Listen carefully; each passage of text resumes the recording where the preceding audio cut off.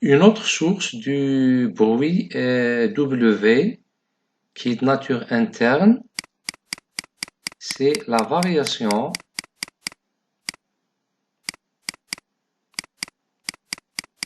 paramétrique.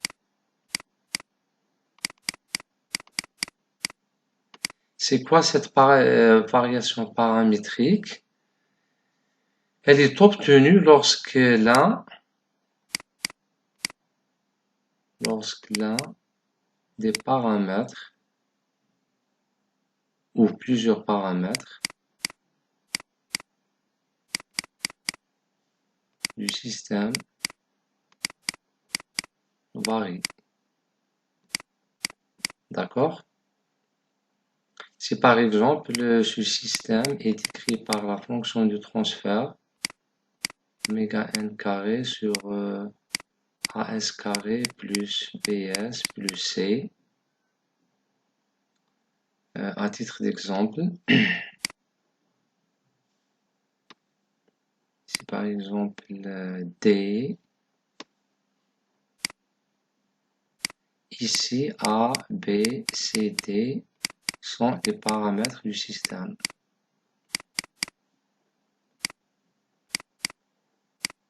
Et dans le cas où l'un de ces paramètres ou un ensemble de ces paramètres varie, c'est-à-dire A passe par exemple à A plus delta A, une variation, ou B change de valeur vers B plus delta B.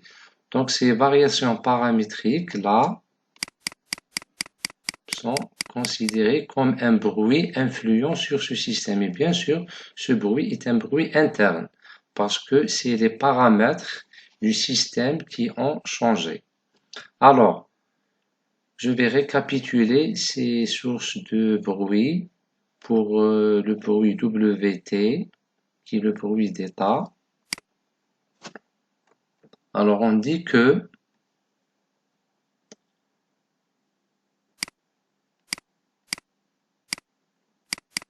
le bruit qui peut influer un système,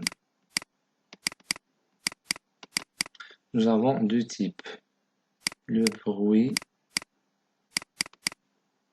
W et le bruit V de T. D'accord? Pour le bruit V de T, nous avons considéré par exemple un bruit et le bruit qui peut être interne ou externe. N'oublions pas que le W agit directement sur le système, comme ici, d'accord, il agit sur le système, donc il peut être de nature interne ou externe, d'accord, nature interne ou nature externe. Donc, lorsqu'il est de nature interne, nous avons dit, par exemple, par un bruit de fond, par exemple, le bruit relatif aux composants électroniques. Il peut être aussi une variation paramétrique.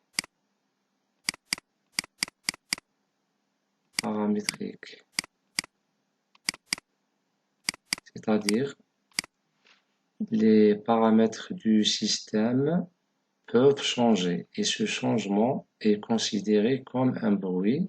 Et puisque les paramètres sont intrinsèques par rapport au système, c'est-à-dire sont des variables internes, donc le bruit considéré est un bruit interne, d'accord? Et bien sûr, lorsque le bruit W est considéré comme un bruit externe, donc dans ce cas, c'est comme je l'ai dit ici, donc il peut être causé par, ici par des ondes externes qui influencent le système. source externe, par exemple, des champs ou ondes provenant du monde extérieur. D'accord? Et pour le bruit V de T, d'accord? Le bruit V de T, donc dans ce cas,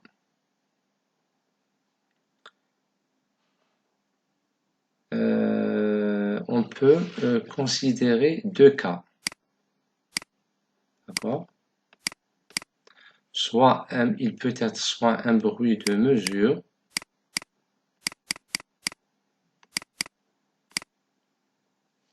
et c'est comme je l'ai expliqué ici, il peut être considéré comme un bruit de mesure, d'accord?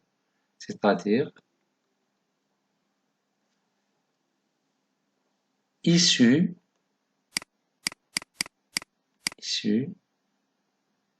d'un appareil de mesure, d'accord? Il peut être aussi considéré comme un bruit, il peut être considéré comme une perturbation.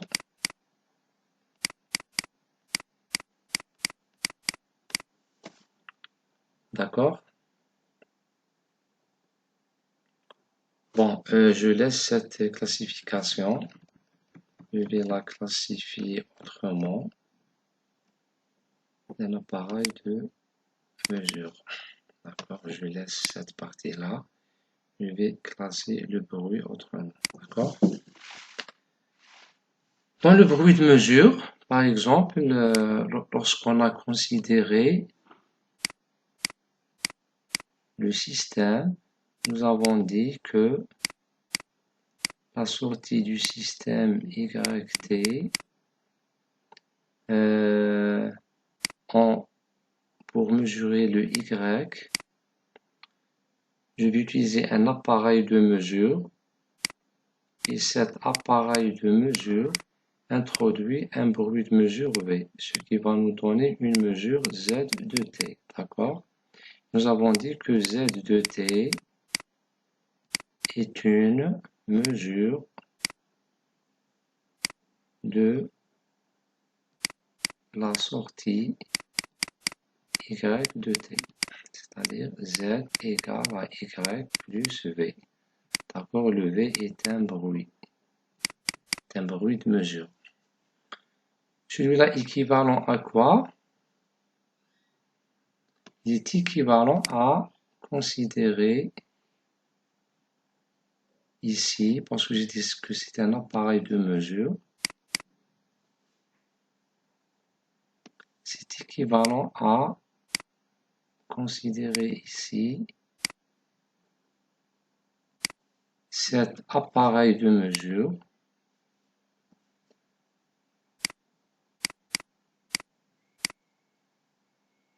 un appareil de mesure.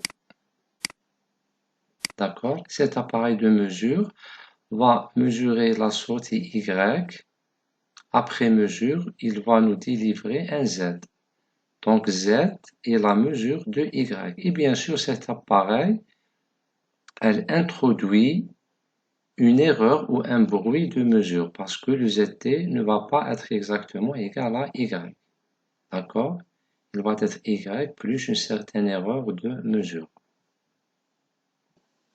Nous avons aussi un troisième type de bruit qu'on appelle perturbation. Donc, comme nous avons dit et vu, la deuxième solution, dans la deuxième solution, nous avons introduit un bruit d'état. D'accord? Et dans la première solution, nous avons introduit un bruit de mesure. Maintenant, comme troisième solution,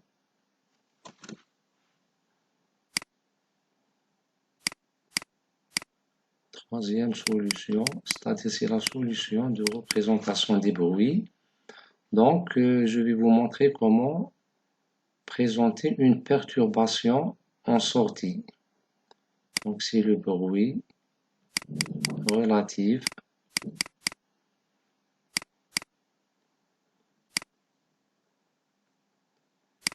à une perturbation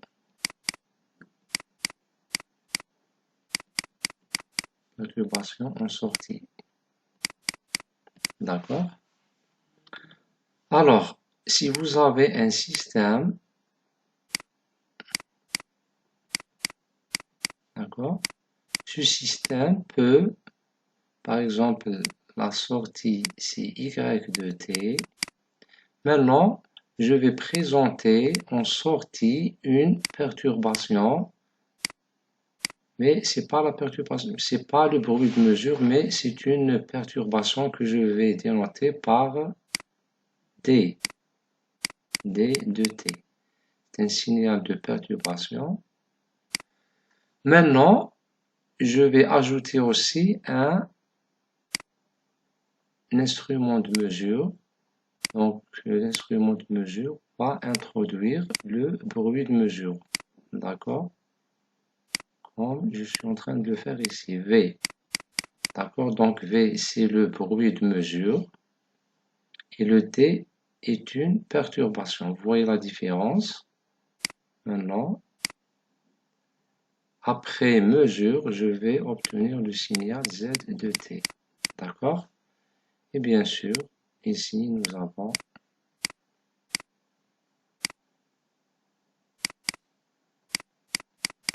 R de T et c'est le signal de retour. Donc ici, c'est plus, plus. Donc dt est une perturbation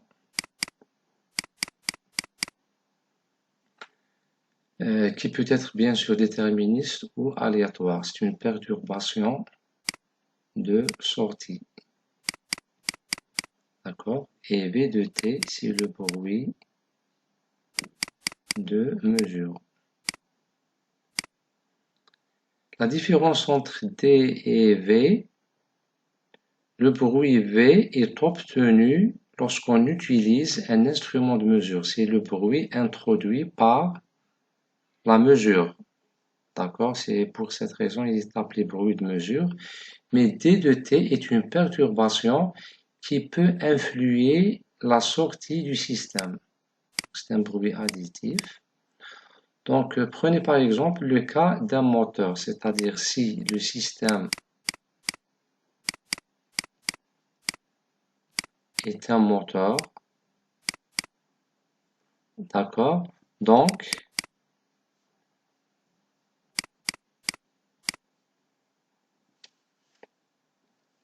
on dit si le moteur fonctionne à vide, on dit que D de T, on n'a pas de perturbation. D'accord? D de T égale à 0. Mais si on applique une charge au moteur, c'est-à-dire que le moteur va faire tourner un certain axe, alors on dit que D de T, dans ce cas, D de T, elle est différente de 0. Donc dans ce cas, D est une perturbation qui peut influer le fonctionnement du système. D'accord? Si le système est un moteur, donc ce moteur peut faire tourner une certaine charge. Donc, lorsque la charge est absente, on dit que D égale à 0, mais lorsque la charge est présente, donc D va être égal au couple appliqué sur le moteur, d'accord? Lorsque D de T est différent de 0, c'est-à-dire D de T, c'est le couple appliqué, c'est le couple de charge, c'est le couple de charge appliqué sur le système. D'accord? Donc, jusqu'à maintenant, nous avons vu trois types de bruit. Donc, celui-là, c'est le bruit W. Donc, on a vu le bruit de mesure, le bruit de perturbation qui peut perturber le système. Et j'ai donné un exemple. Lorsque le système est un moteur, alors le moteur il peut être utilisé pour tourner, pour faire tourner une certaine charge. Alors la charge va être considérée comme un bruit, d'accord? Et bien sûr, le bruit influent directement sur le système, qui peut être un bruit de fond ou une variation paramétrique ou n'importe quel, d'accord?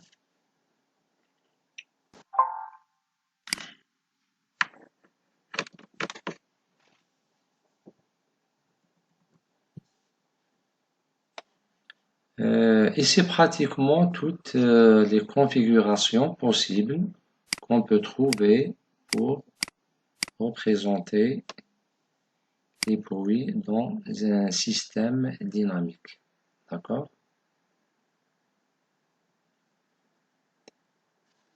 Bien sûr, ici, on peut trouver un régulateur.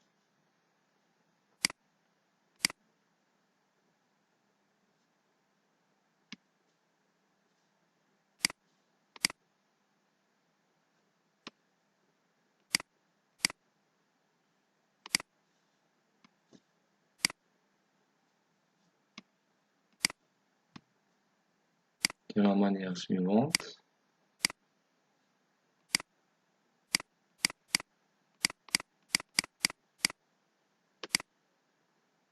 Contrôleur C. D'accord? Donc, la représentation générale des bruits est la suivante. Donc, on a le bruit d'état, la perturbation de sortie et le bruit de mesure. D'accord? Le bruit d'état, il est généré par soit des variations paramétriques internes du système, soit par des bruits de fond relatifs au système, soit par des sources externes, des champs ou des ondes.